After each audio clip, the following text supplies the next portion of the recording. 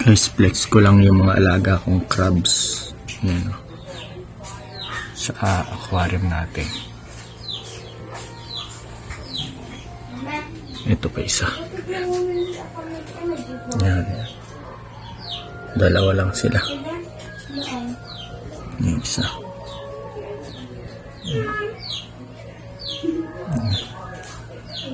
Ayan, aquarium natin. Aquarium natin sa kwarto.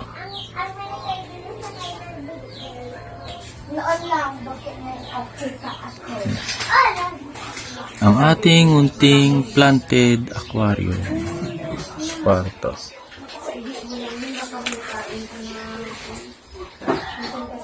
Ayan siya. Ayan yung crabs, chumichicha. Sige, yan lang. Pinlex ko lang yung aquarium ko sa kwarto.